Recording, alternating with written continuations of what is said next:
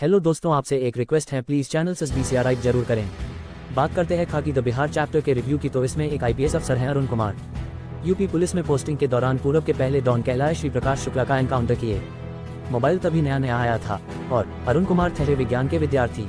Police अफसर के हौसले को तकनीक का साथ मिला और श्री प्रकाश शुक्ला की लोकेशन पता करके अरुण कुमार ने उसे ढेर कर दिया। इस पर पहले निर्देशक कबीर कौशिक ने फिल्म बनाई सहर, फिर निर्देशक भव धूलिया ने वेब सीरीज बनाई रंगबाज। भव धूलिया की दूसरी सीरीज है खाकी द बिहार चैप्टर। और बस अगर अरुण कुमार की जगह नाम अमित लोढ़ा कर लिया जाए और श्री प्रकाश शुक्ला की जगह नाम चंदन महतो कर लिया जाए तो इस सीरीज की भी कहानी कुल मिलाकर वही है। खाकी द बिहार चैप्टर खराब सीरीज नहीं है, लेकिन एक निर्देशक के अपने ही कथानक को एक नई सीरीज में दोहरा देने की ये एक ऐसी मिसाल बन गई है जो निर्देशकीय ईमानदारी बिल्कुल नहीं कही जा सकती। वेद प्रकाश शर्मा का उपन्यास वर्दी वाला गुंडा पढ़ने वाले गैंगस्टर को प्याज काटकर बीवी को खुश करने की कोशिश में लगे एक पुलिस अफसर को पकड़ना है और लिखना है खाकी द बिहार चैप्टर। आगे के सस्पेंस के लिए चैनल को सब्सक्राइब जरूर करें। नीरज पांडे सिनेमा का एक ऐसा ब्रांड है जिनकी तमाम गलतियां उनके प्रशंसक लगातार माफ करते जा रहे हैं। पहले वह बड़े पर्दे पर फेल हुए तो वेब सीरीज में दर्शकों ने उन्हें खूब प्यार दिया। स्पेशल ऑप्स आज भी हिंदी में बनी बेहतरीन वेब सीरीज में शुमार है। फिर इसका दूसरा सीजन बनते बनते 1.5 पर रह गया और इसके बाद नीरज पांडे अब OTT बदलकर नेटफ्लिक्स पर आ चुके हैं। बिहार उनका अपना अखाड़ा है तो खाकी के पहले सीजन का विषय द बिहार चैप्टर ठीक ही है। 7 एपिसोड की इस वेब सीरीज में जतिन सरना के किरदार च्यवनप्राश की फोन पर होने वाली रतिक्रीड़ा और बाद की कुछ और बातें छोड़ दे तो ये एक ऐसी क्राइम सीरीज होने का दम रखती है जिससे आने वाली नस्लें अपराध कथा कहने की खुराक पा सकती थी। लेकिन अपराध कथा का ताना बाना बुनने में धोखे बहुत हैं। नेटफ्लिक्स को गांव देहात तक पहुंचना है तो वह सेक्रेट गैंग्स से गिरकर खाकी द बिहार चैप्टर पर अटका है। दिक्कत यह है कि ऐसी ही कहानी भव धूलिया G5 पर रंगबाज में पहले ही दिखा चुके हैं। खाकी द बिहार चैप्टर को देखने के आकर्षण बस 2 हैं। एक तो इससे जुड़ा नीरज पांडे का नाम जिन्हें सीरीज के रचयिता का खिताब हासिल है और दूसरे इसके 2 प्रमुख कलाकार करण टेकर और अविनाश तिवारी। पहले बात अविनाश तिवारी की।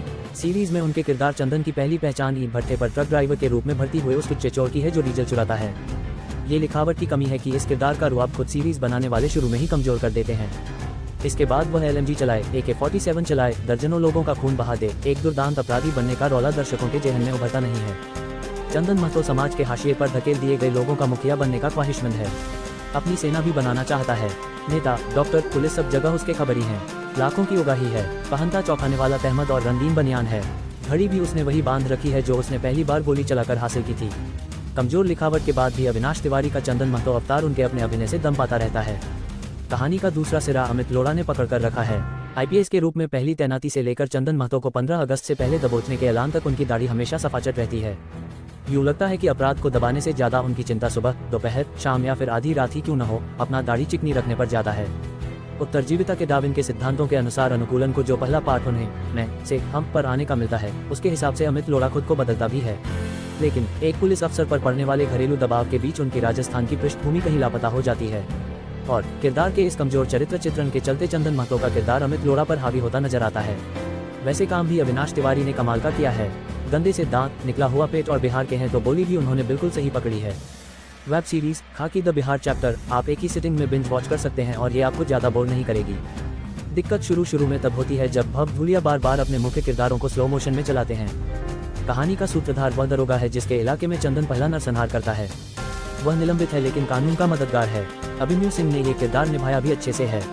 वरिष्ठ पुलिस अधिकारियों के किरदार में आशुतोष राणा बेहतरीन है और अनूप सोनी ने भी अपना तेज बनाने में कामयाबी पाई। विनय पाठक का वैसा असर बन नहीं पाया जैसी उम्मीद उनसे रहती है। 10 साल पहले मिस इंडिया के फाइनल तक पहुंच चुकी निकिता दत्ता का अभिनय करिश्माई है। दृश्यों की पृष्ठभूमि के हिसाब से बदलती उनकी रूप और वेश सज्जा बहुत प्रभावी बन पड़ी है। ऐश्वर्या सुष्मिता ने 2 बच्चों की मोहक मां का किरदार निभाया है और ठेठ बिहारी महिला के किरदार में तारीफ लायक काम किया है। तकनीकी रूप से खाकी द बिहार चैप्टर कमजोर है। रात के दृश्यों को नीला लेंस लगाकर शूट करने की परंपरा हिंदी सिनेमा में 60 के दशक से चली आ रही है। भव धूलिया इसे 21वीं सदी के 22वें साल तक खींच लाए हैं। फिल्म के एक्शन दृश्यों में जीवंतता की कमी है। चंदन महतो का गोलियां चलाते समय आंखें झपकाना भी उनके किरदार को कमजोर करता है। अब्बास अली मुगल से ऐसे कमजोर एक्शन की उम्मीद कम ही रहती है और ऐसे दृश्यों के अलावा एडिटर प्रणीत कार्तिकुलों को वे दृश्य भी जरूर हटाने चाहिए थे जिनमें जूनियर कलाकारों से ढंग से अभिनय नहीं हो पाया है। कहानी के हिसाब से काबिल जूनियर कलाकार न तलाश पाना सीरीज के कास्टिंग डायरेक्टर विकी सिदाना की विफलता कही जाएगी। सीरीज का संगीत रचने में अद्वैत ने मिलकर भी खास कामयाब नहीं रहे। उनके संगीत में साथ सारे हैं, बस बिहार नहीं है। इसी तरह के खबरों के लिए चैनल सब्सक्राइब करना ना भूले।